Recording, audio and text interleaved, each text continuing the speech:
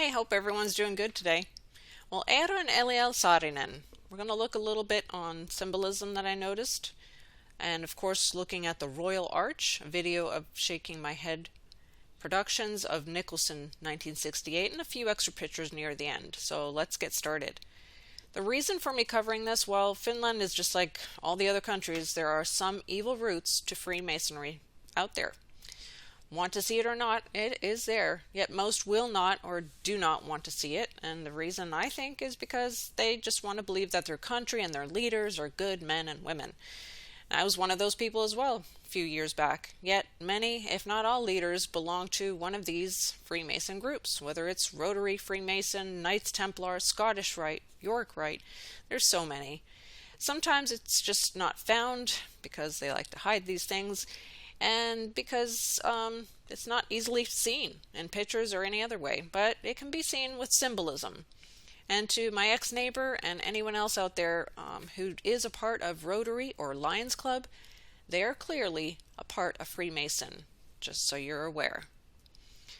And when I was making my last video on Sean Fute is when I noticed, and it bothered me the most, why he was in front of the Arch of Baal, why he was in front of the Gateway Arch. And so I thought, well, let's look at who built this Gateway Arch. And it happened to be Eero Saarinen in 1947, so a Finnish guy. And it's beautiful at night. Look at the lights. I mean, just looks awesome. Can't say anything more. It's quite spectacular. So I had heard of the Freemason Arch as well, and that's what we'll look at in that video. I mean, he says it's best, so we'll leave it up to him. So let's just look at Eero Saarinen himself. There's the Dulles and the TWA Center. So the TWA Center, there it is in New York. Quite beautiful, quite interesting, and quite unique, wouldn't you say? So it kind of had some similarity, color, and some features to something else I had seen. Let's see if you think the same. The World Trade Center Mall. This is what it reminded me of. I didn't look at who built this. I've done other previous videos on that, but so it just reminded me of the same color, same style, Phoenix Rising, as we keep hearing everywhere, or did hear at least. So he also built the Dulles Airport, also white, and of course you see the black and white symbolism. Notice something else? Right, the little pyramids all over. I didn't go count them, sorry, but that's enough said. Of course, there was this skylight. Had to be round, of course, and a lot of black in there.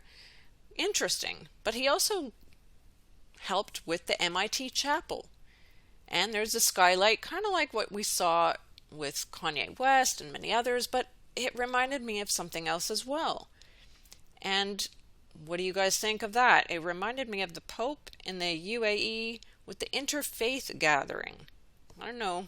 I'd love to hear your thoughts if you think the same things when you see those pictures. Then he also had part in the Ingalls Rink, Yale University. I thought of a stingray personally. And of course it's 23 meters.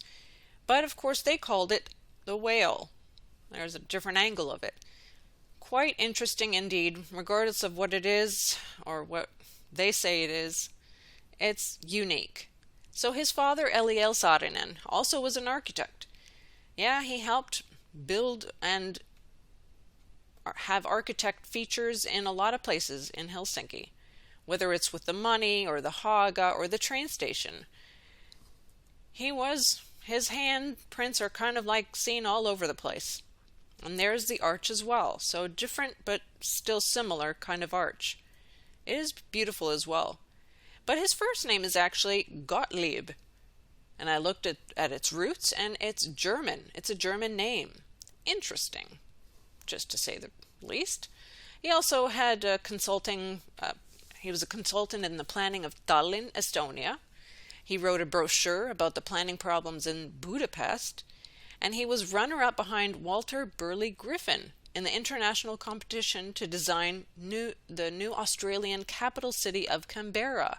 To all my Australian friends out there, I know there's at least a couple. So I found that interesting because I know a lot of Finns moved there. My grandfather was supposed to move there. So That goes way back, so very interesting. Juha Saarinen and Frederick Johannes Saarinen, so that's his father and his grandfather, a priest and a bank superintendent. And look at the way he held his hand for the picture. Right? That's a very Freemason hand gesture there. He worked on the city as well, so Eliel. Here is one picture. I went to go look just to see if I would notice anything, and there was a lot of blue and a lot of red, and then this one particular circle. Very interesting. So it's nothing unusual here in Finland to see roundabouts. I don't know if you guys have any roundabouts where you live, but it's very typical here. But of course, having it be a star shape is a little bit more unusual. So there is the train station as well, a different view of it. It is gorgeous too at night. Very, very unique. But then a fellow subscriber sent me information on Cranbrook. And I'm sorry if I don't answer all the messages. I really try to see a lot of the answers and remarks on my videos, but it's very challenging with the family and trying to spend time with even little I can. So I need to take a breath away from some of this sometimes. So this is the world's leading center of education, science, and art. That's what it said, at least in this catalog. So thought I'd look into it just briefly. George and Ellen Booth, 1904. Notice the red cross at the bottom. Very unusual. So when you look at the designs and everything in there, there's so much to tell you. I mean, I'd almost have to do a whole video on them. But he had his hands in everything, as you can see. Many architects were there, so he was not the only one, but two pillars and a bench in the middle, you can tell exactly what kind of people were there. And this is an overview of the area. So Saarinen had helped with this peacock gate. I'm sure you notice quite a few things, whether it's the tail there. My mouse is not working, but the tail, how many are there? 1, 2, 3, 4, 5, 6. That's right. 6 sixes. Wonderful. So much more. So you have the double-headed statue there. The interior of his house, quite different. Couldn't get a really good look since there weren't very many close-ups, but they also had a weaving studio, and she operated in this until 1942, Miss Lola, his wife. And I'm sure you can see many symbols in there as well. But I'm not going to get into that. I just found that unusual, as well as this tea urn that he helped design, or he did design. Quite funky. I don't know. I'd love to hear some remarks, because it's just, there's so much, and I'll add the links if you are interested. He helped with the pedestrian gate and the archer and quad. Just so much to tell you. Plus the first Christ Church he helped design. And notice the kind of like as above so below, the two L's kind of going in different angles there. Yeah, and the Triton Pools by Raphael Moneo. Old Contour and New Centaur. The Europa and Bull and the Orpheus Fountain. I just don't know what else to say other than this should tell you exactly who and what they were all about. Lucifer's Landing by Richard Nunes and the Bee Gate by Peter Rose. Bees are a big part of Freemasonry. So, but that should tell you exactly who they are. So back to Eliel. He helped also with the music hall in Buffalo. It looks quite beautiful on the outside as well as the inside. And when you see that it's right by the water, you can clearly see the as above so below kind of features to it. But I'm trying not to look at all those, but of course there's the archway again, and that's the whole reason why I even started doing this. So let's take a look at this clip. be synonymous with the United States motto found in the Great Seal, E pluribus unum, meaning out of many one, which sounds oh so familiar again. This is clearly just another allusion to the great work. I mean, you have the combining of a plurality of opposites into a single whole, and so this is likely what the slogan Ordo ab chaos refers to as well. That is, creating an orderly state of oneness out of a mass, chaotic state of opposites. But there's also the two pillars in Freemasonry, and I think here again we have another allusion to the dual demiurge with these, which often you have the two pillars portrayed in this opposing fashion to one another, one pillar being colored white and the other black, or on some rare occasions one pillar will be red and the other will be blue. And the two are actually based off the two biblical pillars named Boaz and Jashan that are located outside of Solomon's temple, though in the Bible they're not really depicted as being dualistic in a clear way. In fact, they're barely mentioned at all, really. Another thing about the pillars is the familiar sun and moon symbolism we spoke briefly about before. The two are very often hovering nearby the two pillars, with the sun characteristically near the left pillar and the moon near the right, though in some cases they rest individually upon their corresponding pillars. And as I pointed out before, though, the sun and moon seem to represent the two demiurge figures and their opposed natures. Also, think about the connection between Lucifer, which means light bearer, and the moon. A light bearer would refer to something that holds light,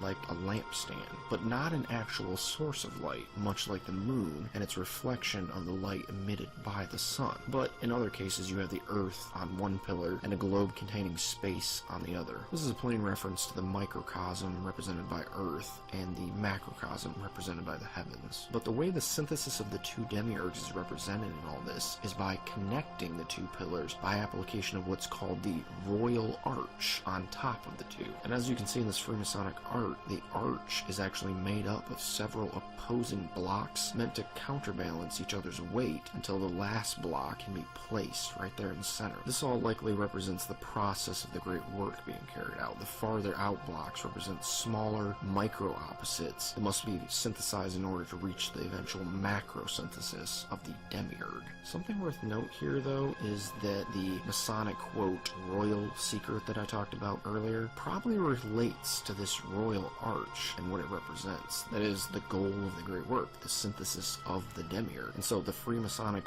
royal secret probably refers to that. And the portal being placed above is probably meant to picture the ascension of man when he enters through the portal. And the fact that the two pillars are merging at the top, it just kind of shows you that they're foregoing the picture of the arch, and they're representing the same symbolism. They're just representing it in a different way here. And you notice this is also quite similar to the 101 symbolism as well, just rearranged differently. And that's what I was saying before. They're using very similar symbolism here. It's just being reworked and used in different ways to represent the same thing. But notice it's also an allusion to the familiar eye and triangle symbolism as well, with the representation of the eye resting at the peak of the triangle, like on the back of the dollar bill, which that seal on the back of the dollar bill probably is picturing this exact same thing. I mean, think about it. You start out at the base, you have multiple bricks, and the higher up the structure you go, the less bricks there are. It's picturing the synthesis again until you get up to the portal that takes you to the higher realm. But such a great video. I'll add the link so you can watch in its entirety.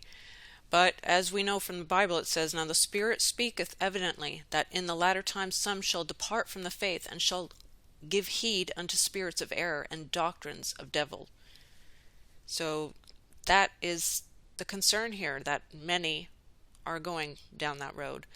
And so just like On Point Preparedness said, don't get sucked in and drawn into just researching and looking at only those things, because it will take you too far sometimes. So we need to be grounded in the Word of God.